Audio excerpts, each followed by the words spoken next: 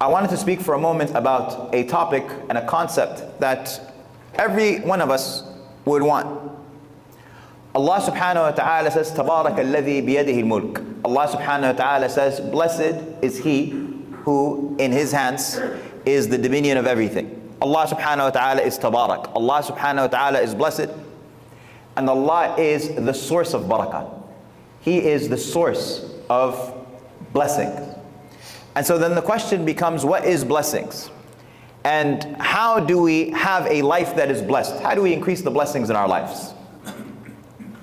And I just want to remind us that Allah subhanahu wa ta'ala is the one who makes places blessed.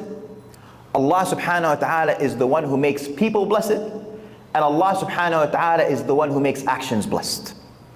Allah subhanahu wa ta'ala is the source of barakah. Barakah is ziyadatul khair. That's what barakah is. Barakah is increased good. What does that mean? It means that this is normally what I'm able to accomplish in my day in 12 hours, in 14 hours, in 24 hours. And on this particular day, I'm able to do double the amount that I'm normally able to do. You say that this is a day that had barakah in it. Allah subhanahu wa ta'ala made places blessed. Of them, of course, and the greatest place of blessedness is Mecca. Allah subhanahu wa ta'ala says about the Kaaba, He says, إِنَّ أَوَّلَ بَيْتٍ وُضِعَ لِلنَّاسِ لَلَّذِي بِبَكَّةِ. Allah subhanahu wa ta'ala says the first house that was made for the people to worship was the one that is in Bakka, i.e. Mecca, Mubarakan. Allah subhanahu wa ta'ala said, blessed. And Allah subhanahu wa ta'ala says that the city of Jerusalem is blessed. In Surah Al-Isra, the first verse, Allah subhanahu wa ta'ala says, سُبْحَانَ الَّذِي أَسْرَى بِعَبْدِهِ لَيْلًا مِنَ الْمَسْجِدِ الْحَرَامِ إِلَى الْمَسْجِدِ الْأَقْصَى الَّذِي بَارَكْنَا حَوْلَهُ. Allah subhanahu wa ta'ala says about Jerusalem that not only is in Masjid al-Aqsa, may Allah subhanahu wa ta'ala liberate it blessed, but all of the surrounding areas of it. The entire region of Ash-Sham is blessed, as we would learn from the hadith of Rasulullah sallallahu alayhi wa sallam. Also, the Prophet sallallahu alayhi wa sallam tells us that Medina is blessed. And he says, إِنَّ إِبْرَاهِيمَ حَرَّمَ مَكَّةَ وَدَعَى لَهَا. That Ibrahim made dua for Mecca, and that Ibrahim declared Mecca to be a sanctuary, a haram. And he says, وَإِنِّي أُحَرِّمُ الْمَدِينَةَ وَأَدْعُو لَهَا بِضِعْفَيْ مَا دَعَى بِهِ إِبْرَاهِيمُ لِمَكَّةَ مَا دَعَى بِهِ إِبْرَاهِيمُ لِمَكَّةَ. He says that I am making dua, I am making Medina a sanctuary, declaring Medina to be a sanctuary, and I am making dua that Allah subhanahu wa ta'ala place twice the amount of barakah in Medina as is in Mecca. And so there are places that are blessed. And you see of the manifestations of that blessedness is the multiplication of the reward of the prayers. In Mecca it's 100,000, in Medina it's 1,000, and in Al-Quds it's 250. That's number one. And then number two, the second is that Allah subhanahu wa ta'ala makes people blessed. And of course Allah subhanahu wa ta'ala made the prophets blessed. Isa alayhi salam, he says, وَجَعَلَنِي مُبَارَكًا أَيْنَمَا كُنْتَ. Allah subhanahu wa ta'ala made me blessed wherever I am.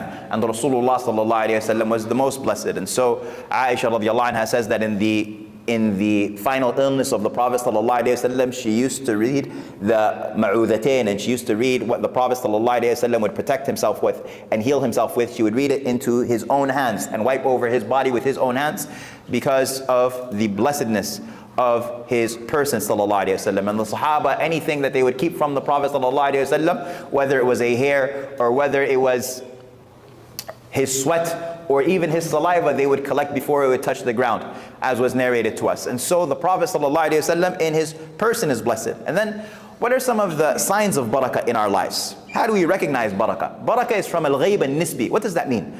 Al-ghayb al-nisbi means that it is from the relative unseen.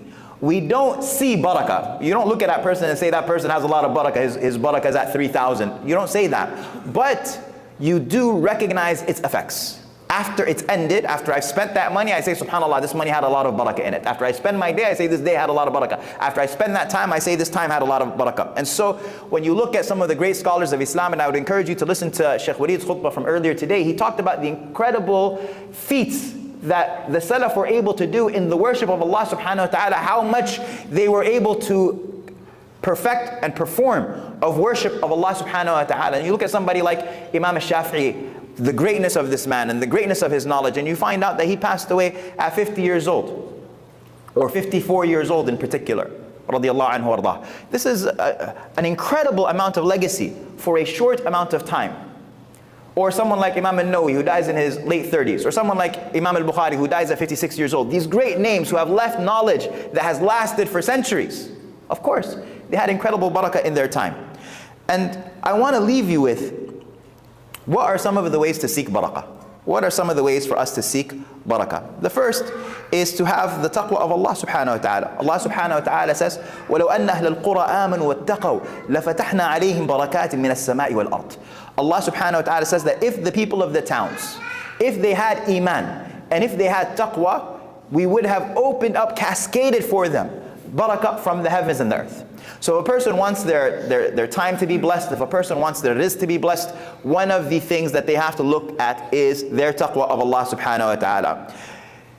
And we're going to see that the opposite of that takes away the barakah from our transactions. It takes away the barakah from our rizq. And we'll see that inshallah ta'ala in a second, because if a person doesn't have taqwa of Allah, you become like the companion of the two gardens in Surah Al-Kahf. This man didn't have taqwa of Allah, and he didn't even have belief in Allah. Yeah, he had incredible wealth. And so his companion says to him, لَوْلَا دَخَلْتَ جَنَّتَكَ قُلْتَ مَا شَاءَ اللَّهِ لَا قُوَّةَ إِلَّا بِاللَّهِ. Why is it that when you enter your garden, you don't say, مَا شَاءَ اللَّهِ لَا قُوَّةَ إِلَّا بِاللَّهِ?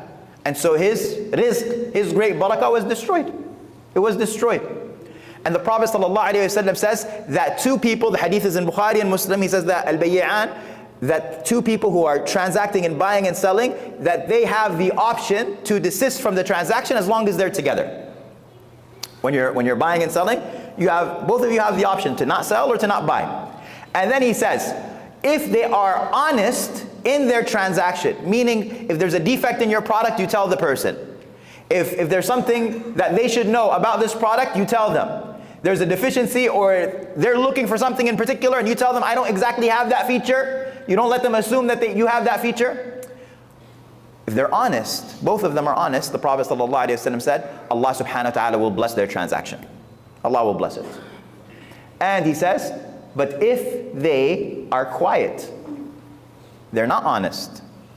That person thinks they're getting X, Y, Z, and you're just going to sell it to them anyway. They'll find out when they get home. You'll be halfway across the world by then. He says then, Allah subhanahu wa ta'ala will remove the barakah from that transaction. He'll remove the barakah. Even though you have the money in your pocket, that money won't have barakah in it.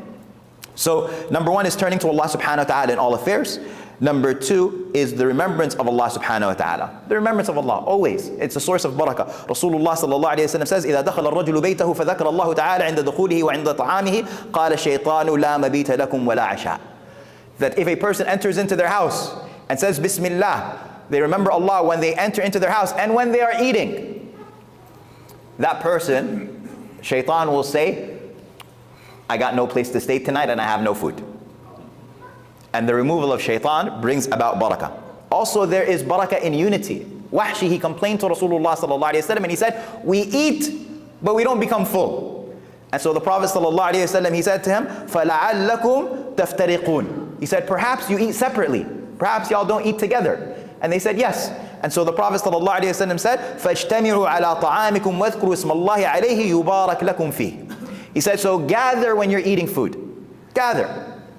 Gather when you're eating food and mention the name of Allah subhanahu wa ta'ala, and Allah subhanahu wa ta'ala will bless you. So we ask Allah subhanahu wa ta'ala to make our lives blessed and our families blessed. أقول ما سمعتم واستغفر الله لي ولكم فاستغفروه إنه هو الغفور الرحيم. الحمد لله والصلاة والسلام على رسول الله وعلى آله وصحبه وسلم تسليما كثيرا. One of the great ways to seek blessings, and I'll end with this, is justice.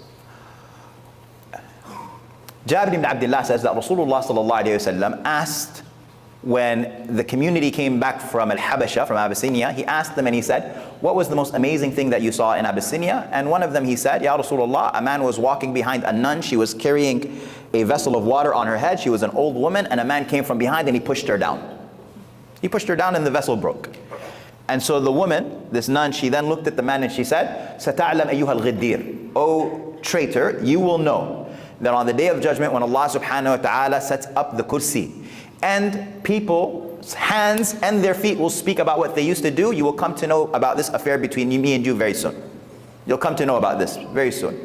And so Rasulullah sallallahu alayhi wa sallam says, صدقت كيف يقدس الله أمة لا يؤخذ لضعيفهم من شديدهم. He said, how can Allah subhanahu wa ta'ala yuqaddis? One of the meanings of al-muqaddas or al-quddus is the source of barakah. And so al-ard al-muqaddasa is not just the holy land, but it's the blessed land. He says, how could Allah bless rather a people where the weak do not have a mechanism to secure their rights from the strong? And so if we want our families to be blessed, if we want our communities to be blessed, if we want our countries to be blessed, we have to be concerned about securing the rights of those who are weaker than us. We ask Allah subhanahu wa ta'ala to allow us to hear the speech and follow the best of it. We ask Allah subhanahu wa ta'ala to grant us Jannah, what will bring us close to it of actions and speech, and to protect us from the hellfire, what will bring us close to it of actions and speech. Allahumma inna nas'aluka al-jannah wa ma qarraba ilayha min qawlin wa amal, wa na'udhu bika min an-nar wa ma qarraba ilayha min qawlin wa amal.